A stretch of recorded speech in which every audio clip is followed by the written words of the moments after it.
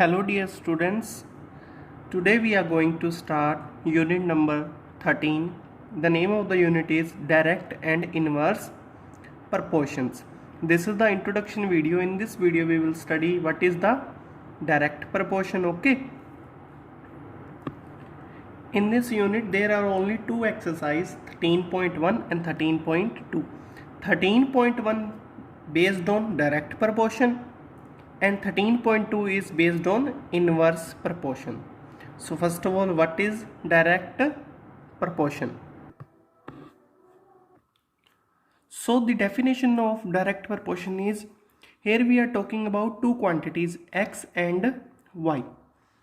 So if both are in direct proportion, so their ratio x upon y क्या है, ratio doesn't change, it remains same in every case. What we have to do, suppose we are taking two quantities x or y, so always if x is increasing, if two quantities are directly proportional, if one is increasing, second one is also increasing. If one is increasing, second one is also increasing. And if one quantity is decreasing, here if you check, one quantity is decreasing, another one is also decreasing. Suppose x and y two quantities are there, x is increasing, then y is also increasing, then both are in direct proportion. And similarly, if x is decreasing, then y is also decreasing corresponding. Okay, so both quantities are called in direct proportion. Let's take some examples. Now let's take this example. Here we have two quantities, number of packets of biscuit.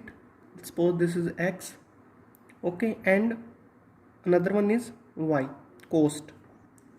Suppose we have only one packet of biscuit, okay, and the cost is 20 rupees. Cost is 20 rupees. Now if the number of packets of biscuits are 2, then the cost will be 40 or not? Yes or no? I hope it is clear. If one packet biscuits cost is 20, then 2 packet is equals to 40 rupees. 3 packets 60. Similarly 4 packets 80. If 5 packets are there, then 100 rupees. Yes or no? So as you can check, number of packets are increasing, the cost is also increasing. Yes or no? 20, 40, 60, 80, 100. And if you check here, 5 packet biscuit, if the cost is decreasing, number of packets are also decreasing. Clear? So this is called direct proportion. And if you check, if you find the ratio of both the quantities, it remains same. Ratio means if you do 1 upon 20 is equals to 2 upon 40, this is equals to 3 upon 60, 4 upon 80. So this is our definition. If the ratio remains the same in every case, so it is direct proportion. If you check, this is also 1 upon 20, 1 upon 20. So this is called direct proportion if our ratio is same. Okay. If two quantities are x and y are in direct proportion, we will use this formula: x1 upon y1, x2 upon y2, both are equal because their ratios are remains same. Ratio क्या होगा इनका? Equal. What is x1, y1, x2, y2? So if this is the value of x, these all are called, suppose this one is our x, here you can write 1, not in power, okay, not in power here, like x2, this is our x2, and here corresponding values are x1, y1, x2, y2, this is y1, y2, okay. So similarly x3, x4, x5, this is y3, y4, y5. So we will use this formula to find the values. If some values are not given, we will find with this formula. Okay. So basically this is the direct proportion. So the example is height in meters are given 14 meter, then the length of the shadow 10. So if the shadow length is 15 meter, then what is the length of x, means what is the height of that object. So first of all you have to identify it is the direct proportion or not. As you can check, if the height of any object it is increasing, if it is increasing then length भी क्या होगी, shadow की increase ही होगी. So this is direct proportion ना,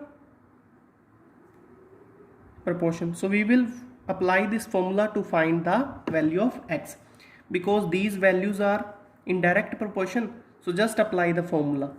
x1, this is 14, suppose this is the value of x and this is our second quantity y. So this is x1, x2, y1, y2. So the formula is x1 upon y1 is equals to x2 upon y2. This is the formula, okay. So just cross multiply 10 into x, 10x equals to 14 into 15. So x equals to 14 into 15 divided by 10. If you solve it, cut with 5, 2 times, 3 times, 14 into 3 upon 2, 1, 7. So 7 into 3, 21 meter. So here the value of x is 21 meter. Okay. So this way we will find the values if the quantities are in direct proportion. Okay.